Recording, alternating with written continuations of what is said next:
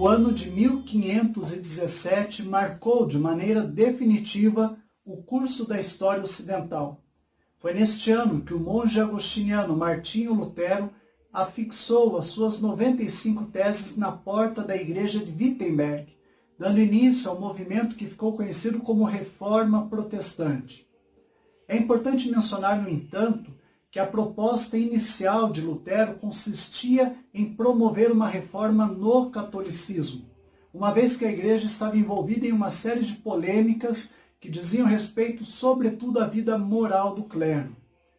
Impulsionado pelo Renascimento, Lutero desejava retornar ao modelo do cristianismo primitivo, quando a igreja não era mais que uma comunidade fraterna de irmãos. A sua crítica, portanto, se dirigia ao crescente processo de institucionalização política da fé. Porém, a sua proposta não foi muito bem aceita pela alta cúpula da igreja reunida em Roma, e Lutero será imediatamente convocado a se retratar. Como a retratação nunca veio, depois de 4 longos anos de embate entre Lutero e o papado, a solução final foi a publicação de uma bula de excomunhão. Em janeiro do ano de 1521, o Papa Leão X excomunga Lutero e o exclui da vida da igreja. A partir daquele momento nasce, no Ocidente, uma nova ramificação do cristianismo que se tornará extremamente influente, o movimento protestante. Resta saber, então, o que havia de tão polêmico naquelas 95 teses que, como o próprio Lutero vai dizer mais tarde, eu nunca imaginei que um simples pedaço de papel pudesse causar tanta confusão. O que havia de tão polêmico lá que alterou para sempre a organização geopolítica do Velho Mundo? Sem dúvida nenhuma, se nós resumirmos as 95 teses de Lutero, nós vamos encontrar ali pelo menos 3 pontos que são muito polêmicos, quando comparados à doutrina católica. Um primeiro ponto de discordância entre Lutero e a cúpula da igreja consiste na defesa que Lutero faz da livre interpretação das Escrituras.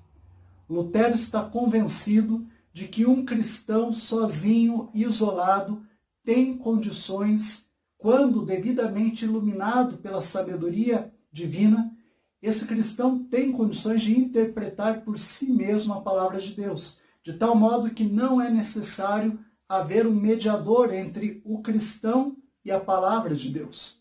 Esse é um ponto extremamente polêmico, uma vez que Lutero está defendendo o sacerdócio universal dos homens. Todos os homens são sacerdotes e podem participar do ministério de Cristo, de tal modo que a própria necessidade de haver uma igreja pode ser colocada em questão. Um segundo ponto, muito delicado, diz respeito à defesa que Lutero faz da Escritura Sagrada como sendo a única fonte da verdade. Lutero nega toda a tradição oral da igreja. Lutero nega os concílios, os documentos que os papas emitiram ao longo de 1500 anos de história. Para ele, a verdade é aquela que se encontra expressa no texto sagrado. Para além do texto sagrado, não há qualquer verdade. Lutero está negando, portanto, o magistério da igreja, a tradição oral da igreja católica. Por fim, um terceiro e último ponto, extremamente delicado, diz respeito à salvação dos homens. Para Lutero, a salvação dos homens se dá mediante a fé. É a graça divina que salva, e não as obras humanas. Neste ponto, Lutero tem uma visão antropológica bastante pessimista, uma vez que ele acredita que o homem, por ter uma natureza marcada pelo pecado original, dificilmente consegue realizar boas obras, de tal modo que o que o salva é a graça de Deus que se manifesta por meio da fé que o homem tem neste mesmo Deus.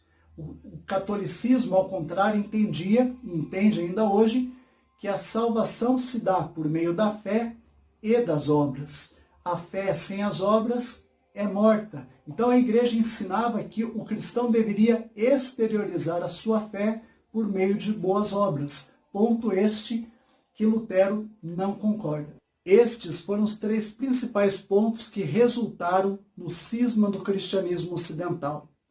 Para concluir, é importante mencionar que o apoio que Martinho Lutero recebeu por parte dos príncipes da Alemanha foi decisivo para o êxito do seu projeto. Certamente esse apoio não se deu por questões teológicas, mas sobretudo por interesses políticos. Há uma série de razões que nos ajudam a entender quais eram as motivações dos monarcas e da nobreza da Alemanha ao apoiar Lutero. Entre os seus interesses estava o desejo de conquistar partes das terras da Igreja, uma vez que a Igreja era detentora de 2/3 das terras produtivas da Europa. Um outro ponto diz respeito à tributação papal. Nobres e monarcas queriam se livrar dos impostos que eram cobrados pela Igreja de Roma. Um terceiro ponto ainda faz referência à condenação da usura por parte da ética católica. A Igreja Católica condenava a usura e, deste modo, impedia o desenvolvimento da burguesia capitalista. Lutero, ao contrário, entendia que o capital não era necessariamente fonte de pecado, desde que proveniente do trabalho humano. Um outro elemento está relacionado ao direito divino dos reis. O direito divino dos reis estava condicionado a uma legitimação que somente a Igreja de Roma poderia conferir. Uma vez que o monarca deixa de ser católico, ele está isento de buscar em Roma essa legitimação. Por fim, os nobres apoiam Lutero porque Lutero entende que a sociedade está organizada entre 2 grupos de pessoas, o grupo dos servos e o grupo dos senhores, sendo essa ordem estabelecida pelo próprio Deus. E aqueles que são servos, diz Lutero, devem servir com alegria ao seu Senhor. Essa visão conservadora agrada a nobreza, que vê nesta perspectiva uma possibilidade de manter uma situação favorável a si mesmo. De resto, vale mencionar que no final desse movimento de reforma, Lutero perde o controle sobre a Igreja, uma vez que a Igreja cresce muito rápido, e Lutero entrega o comando da Igreja aos monarcas de cada reino, nascendo assim a chamada Igreja de Estado, onde o monarca, além de ter o poder temporal, concentra em suas mãos também o poder espiritual. É claro, uma antítese de tudo aquilo que Lutero tinha idealizado lá no início do movimento de reforma. Bem, entre erros e acertos, é importante dizer que Lutero tem méritos, uma vez que, graças a ele, a história do Ocidente é totalmente outra. Lutero influenciou grandes pensadores da era moderna, como Hegel e Kierkegaard, chegando até a correntes do existencialismo contemporâneo. Talvez um dos seus maiores legados seja justamente esse, nos fazer pensar, divergir da opinião corrente, da opinião comum e pensar por nós mesmos.